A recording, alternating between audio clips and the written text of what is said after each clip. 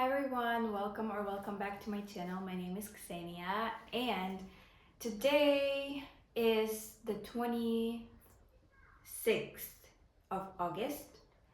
We are nearing the end of summer, which flew by pretty fast. So I'm here to break down and share my summer reading wrap and all of the books I read in summer of 2025. Honestly, I'm really scared about how fast time flies. But I did manage to read some good books and I will share them with you right now. And the first book I read in the summer of 2025 was This Time It's Real by Anne Leung. And this is not the last time you hear about the author named Anne Leung because I read quite a lot of her books this summer. And This Time It's Real is one of my favorite books by her. I would even say my favorite.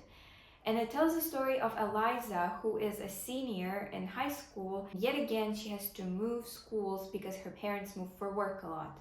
And this time she's moving after the start of the academic season, so she's falling behind and she rushes to write her assignment for English class and she decides to write a love story. Her love story goes viral on the internet then, making her scared that if she doesn't make the whole world believe she has a perfect love story herself, she won't be considered a good writer and her writing career will fall apart. To preserve her career and future in education, she decides to find a fake boyfriend, and who can be a better fake boyfriend than a star actor in her class, Cass Song, who she decides to convince to date her. This is my favorite book by Anne Leung because it was so funny and easy. I flew through it, especially because when I started this book, it was really rainy. It was raining nonstop for 2 weeks. I started feeling depressed. Decided to start reading something this light, and it really helped me.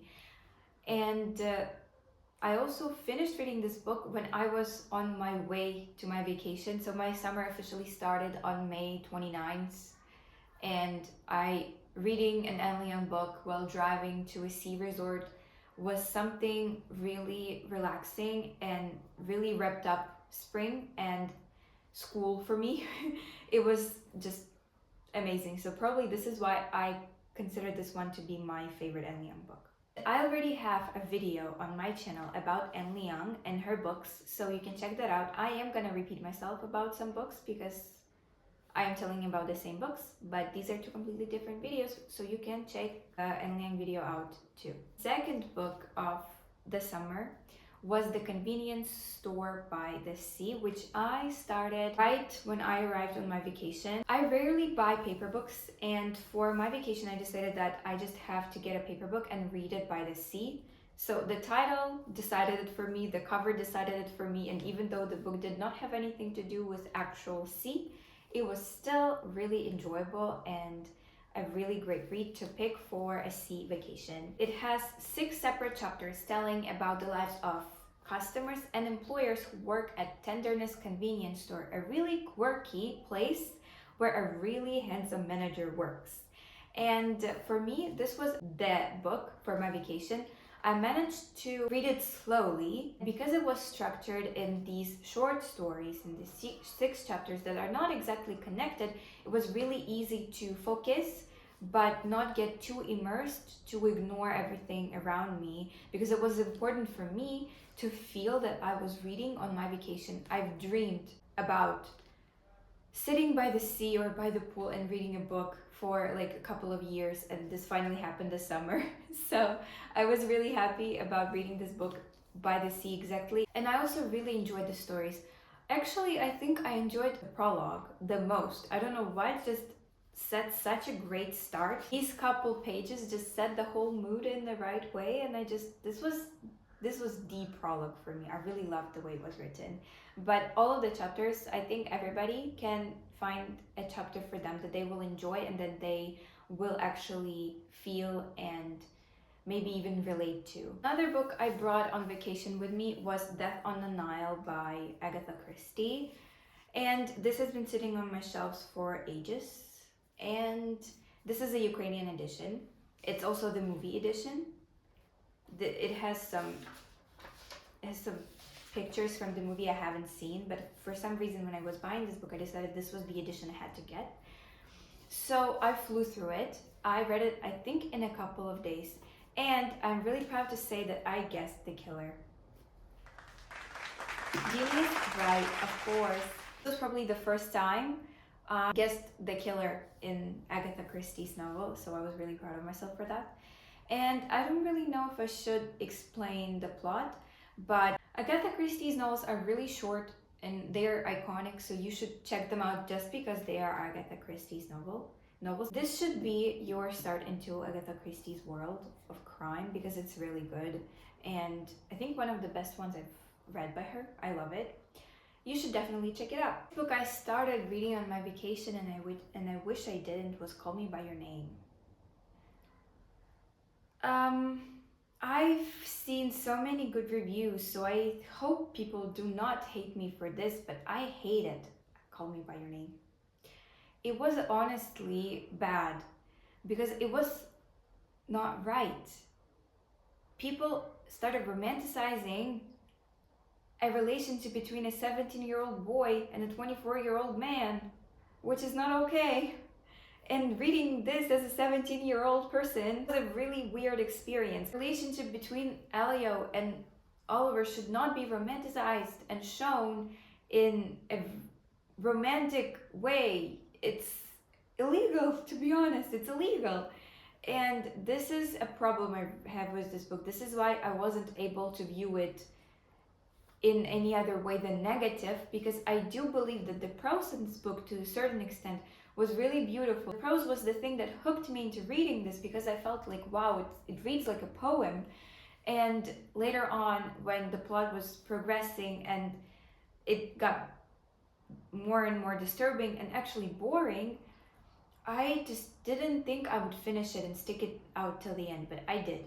I want to appreciate the writer's writing and the way the book was written, but I won't appreciate the plot. Honestly, no, not for me. And we're back to Anne Leon. Never thought I'd end up here, my next book by Anne Leon that I read this summer. And this tells us a story of Leah, who grew up in LA, and even though she is Chinese, she is really disconnected from her heritage. So when she has to give a toast at her cousin's wedding and wish the bride and the groom happy life and happy wedding, she makes a mistake and embarrasses herself and her mother, which then forces, I guess, her mother to send her to a Chinese enriching program, something really prestigious, where she can finally reconnect and get to know her heritage while traveling around China with other teenagers. And one of these teenagers is her middle school rival that she hates, Cyrus, who also goes on that trip, and we follow them along. Honestly, really fun book. I love the way that it was a little bit different from Anne Leon's previous books because it doesn't tell a story about a competitive school, private school in Beijing, etc. Instead, this book tells us about a summer trip to China, which had a really bright imagery, and I loved it for this. Though this book wasn't my favorite from Anne Leon's books, and it didn't really stick to me like This Time It's Real did, it's still such a nice and light read, and I will definitely recommend it. So my next book would be Strange Weather in Tokyo, which is not actually a summer read, but I read it, and the key word to this book is strange. I think this tells us a story about a woman and her old high school teacher when they meet at a bar a lot of years later, and the teacher is 70 something years old, and they establish a really unlikely relationship. First started as friendship, and closer to the end it grew into romance. And the moment it grew into romance kind of felt out of the blue and weird for me. Maybe I am to blame because maybe in the blurb of the book it hinted on the fact that it would be a romance story, but I didn't know it. I thought it would be a friendship story. So for me, it was kind of like an out of the blue thing that happened.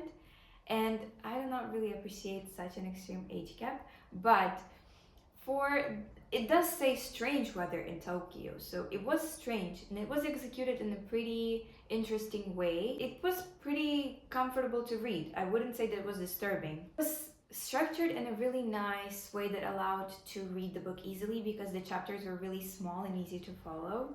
So for that, I did enjoy the book because it did offer some scenic and pretty atmospheric moments and scenes. Okay, normal people. I am definitely not the target audience for this book. I did not like it one bit. Normal people is definitely not something I like reading, and the story here was not for me. I believe that I just grew up in a really different mentality from the one that the story tells.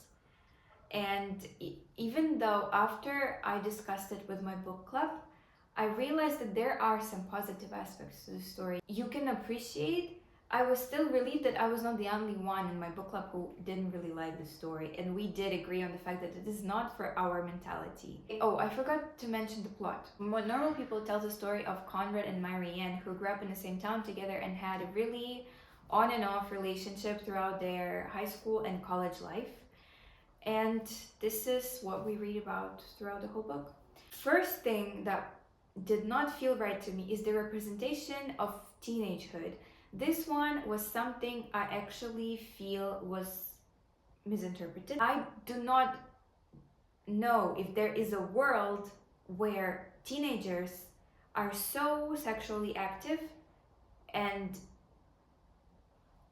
drink so much, smoke so much at 15, 16 years old while living in a small town where everybody knows each other. It just doesn't make sense to me. So this is why I probably didn't understand the first part of the book.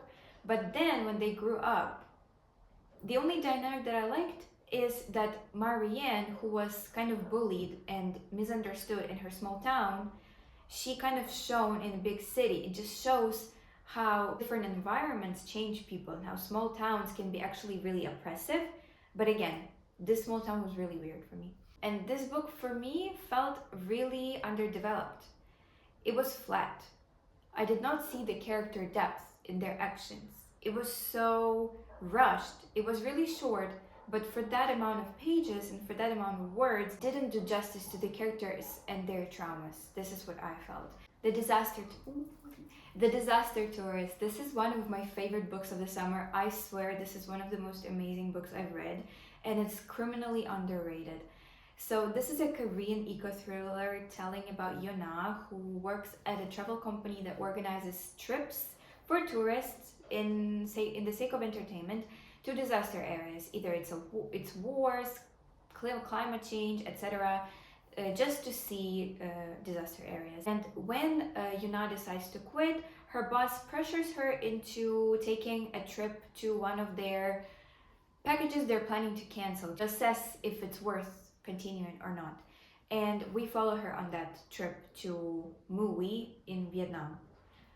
Oh my god, I love this book. Honestly, I'm gonna recommend it a lot because it's got so many great metaphors that show the wrongs of capitalism, and it's so satirical, subtle ways. I loved the plot, even though it did start off a little slow for me. It took me some time to get into the story.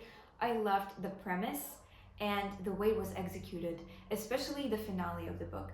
The ending was just amazing. It was art. Just loved the way it worked, and this is definitely one of my favorite reads this summer. Just amazing. Brilliant literary fiction. One of my favorite books probably this year even. I am Not Jessica Chen by who? By En Liang again, because I am reading a lot of En Liang this year. And this is a story about Jenna Chan, who is jealous of her cousin beyond normal. Jessica Chen is the perfect student, the perfect daughter, and Jenna wishes to be her. And one night she literally makes a wish to become her cousin, and the next morning she wakes up as Jessica in her bed, in her clothes, in her house, being Jessica. And now she has to navigate through the fact how this happened and what to do with it. Does she want to stay as Jessica? Does she want to go back to being Jenna? And there's also a tiny little detail. While she's Jessica, she slowly starts disappearing as Jenna in the world. People start forgetting her. She just ceases to exist slowly. And does she want this to happen? Is this the cost she's willing to pay for being the person she envied the most. Honestly, one of my favorite books by Anne Liang. I loved the premise. I loved the way this book was lyrical in some ways, and there was also this really fun and metaphorical aspect of the story was Jenna's self-portrait that she drew before becoming Jessica, and after she became Jessica and lived her life as her cousin, the portrait slowly started losing its features and the clarity. The more time she spent as Jessica, the more blurry the portrait became, and it was such a lyrical moment for me. I loved it. So yeah, one of the most enjoyable reads by Anne Liang, I think. It was my first book in my 25 reading marathon, which you can also check out on my YouTube channel. It's here. It's really interesting. And I flew through it really fast.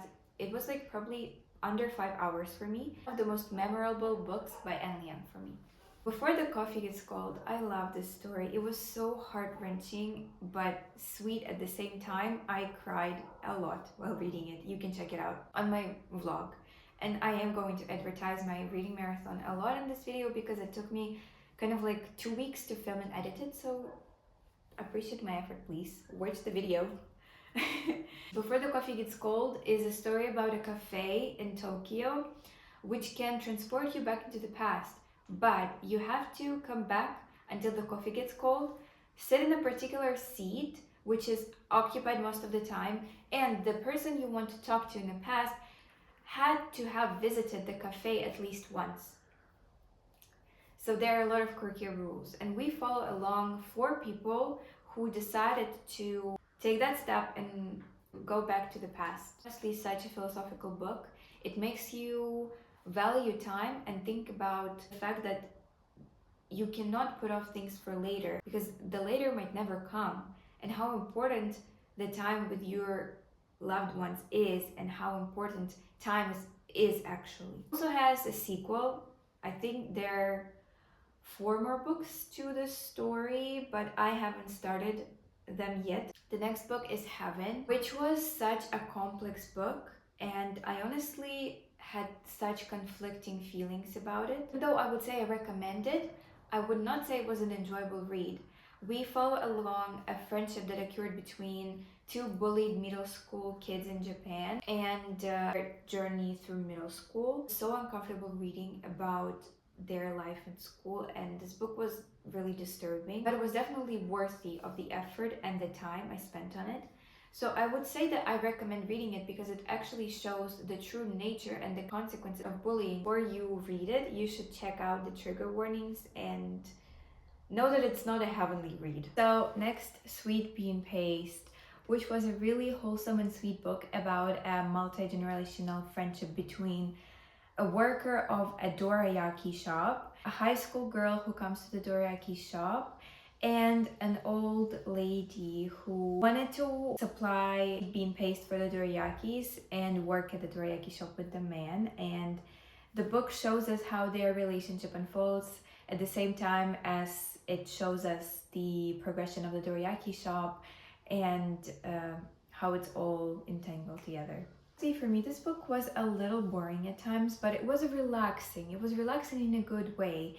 So when I needed to unwind and just read something really low-key, I turned to this book. However, it wasn't exactly low-key, and I don't really want to present it like 100% healing fiction novel because it did have a really educational aspect about the treatment of people with Hansen's disease in Japan, because our old lady, Toshima, I think her name is, I don't really remember, to be honest. I have a problem with main characters' names if you haven't noticed before. She is a patient, a former patient, and she had the Hansen's disease. And through her, we found out how the patients were treated and how it basically ruined their whole lives, and it's honestly horrifying. I read a little more about it, and I honestly didn't know that such things were happening in Japan, and it was a really shocking and new aspect for me, and I'm grateful this book showed me this kind of like this tragedy for the Japanese people, and I was glad to find out more about it. From the bright side, I loved reading about confectionery and especially the making of dorayaki and the sweet bean paste for it. I didn't know what dorayaki was before reading this book, and it looks so delicious. I really want to try it. So I will, one day I will. And it seems really tasty and interesting. Overall, this book was an enjoyable read for the summer, and it was mostly unwinding and really sweet. Sweet in the actual sense of the word, because we read about Japanese confectionery and its making. So the next book on my read list is The Wedding People, and it was really funny and entertaining, I would say. I had some conflicting feelings when I started reading it. There were aspects where the dialogue and some things and actions of the character felt a little artificial. They were so unnatural. So it kind of felt a little wrong, but when I finished reading, it didn't exactly change my perspective on the book. So I generally believe it to be a pretty fun and entertaining read that was actually a good pick for the summer because it has a summer vibe. I read about Phoebe, who recently got divorced with her husband and her life seems to be falling apart. Her cat died and everything was just spiraling into a disaster. So she decided to book her last final vacation on a luxurious resort by the coast where she plans to end her life. However, at the same time, when she arrives there, there's also a grand wedding planned, Leela's wedding. Leela, who wants everything to be perfect, who spent millions of dollars on this particular wedding, so Phoebe's plans kind of mess with her plans. And in the book, we read about how both of these girls navigate through their lives and how this week kind of changes both of their lives. So it honestly seems like a really classic American book, which in this case wasn't bad. It was pretty nice, especially when I started picturing Leela as Madeline Klein. This just completely altered and improved my reading experience. I don't know how exactly. And I also saw a video of Gary, Leela's fiance, as Henry Cavill. I'll check that. I'll just insert pictures for you to have a visual. Henry Cavill, and when I started picturing these two, something made my reading experience better. I don't know why, just made it more cinematic. So yeah, this probably improved my reading a lot. It was set in like post-quarantine time, and it just seemed like a past life for me because, you know, so much has happened since the quarantine happened and it just felt like reading history. It's really spooky. Full Moon Coffee Shop. This is such an interesting and unique read. This is a story about a cafe that appears to certain people at a certain time in a certain place and only serves the dishes that the cafe seems the customer might need. They don't have a menu. And the dishes are also otherworldly, tied to astrology. So I'm not going to explain anything more because honestly it's confusing to explain anything more. I do not really know anything about astrology, and this book is centered around astrology. So for me, there were so many things I couldn't really understand and grasp, but they are explained. It's just I didn't really have a goal of completely understanding the astrological system that the book explained. The book is so cute, and I loved actually how it was structured and that every chapter had its dish that they inserted a picture of, and they looked so delicious and just so original. I love the concept of the book. So it's really short, it's really easy to get through, even though it's quirky, so it might not be for beginners of Japanese literature, but if you're used to magical realism, if you're okay with it, you should try it. And also, if you are into astrology, definitely give it a try, because I am not into astrology and I loved it even though I didn't understand anything. So I think if you understand everything the book tells you about, you'll have even a better time than I did. And the last book I read this summer, Book of Night by Holly Black. And I do not know, probably this is a controversial opinion, so controversial opinion alert, but I did not like this book. And I can't say it was generally bad. I had a lot of questions to it and a lot of things just didn't sit right with me. Starting off with the world building. For me, it was so confusing that right now when I'm trying to explain the plot, it's kind of tricky because I do not know what I'm explaining, because the plot of the book was so disorganized and kind of like discentered. I couldn't understand exactly what am I reading about. So we are reading about Charlie Hall, who's a con artist in a magical world where shadows can be altered. And this is where I'm going to stop because I honestly am really confused about what happened in this book. So I'll just jump straight into what I thought about it. It felt like the world building and the fantasy element of the story appeared when it was convenient to appear. Like we read about Charlie's life and her just affairs, I don't know how to call that, plot, and then boom, we remember that shadows actually are changeable there, and they can be ripped off, they can be fed by blood, they can turn into blights, and then we forget about them again. So you couldn't really remember and immerse yourself into this fantasy world. Another aspect that didn't seem right with me was Charlie's character, because for some reason she felt awkward the way she was written. And even though I am okay with unlikable protagonists, I've read a lot of books, and unlikable protagonists are actually really interesting to follow along. But Charlie wasn't any. She wasn't a likable protagonist, and she wasn't an unlikable protagonist.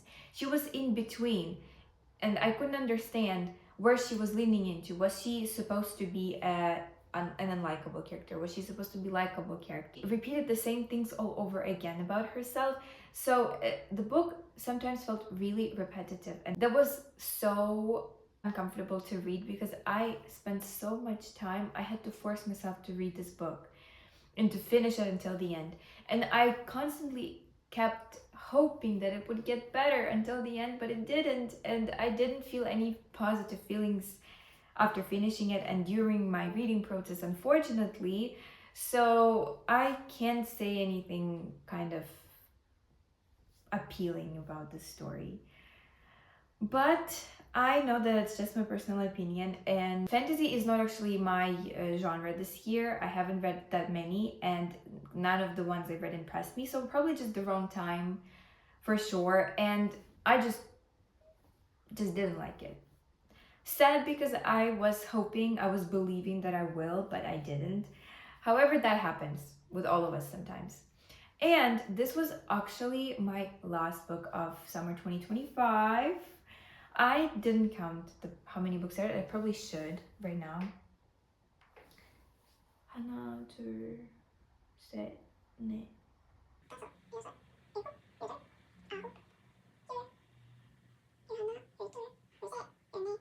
So I read 15 books this summer, which is pretty nice. I was so determined on reading a lot this summer, and for me 15 books for the summer was a lot because I also had a bright summer. Just to sum it up, because we are talking about my summer and my summer reading, I can just talk about, what I want. And my summer was so bright. I had so many experiences. I've met new people. I experienced a lot of emotions. I loved it. I read so many good books this season, and I hope fall will even be better.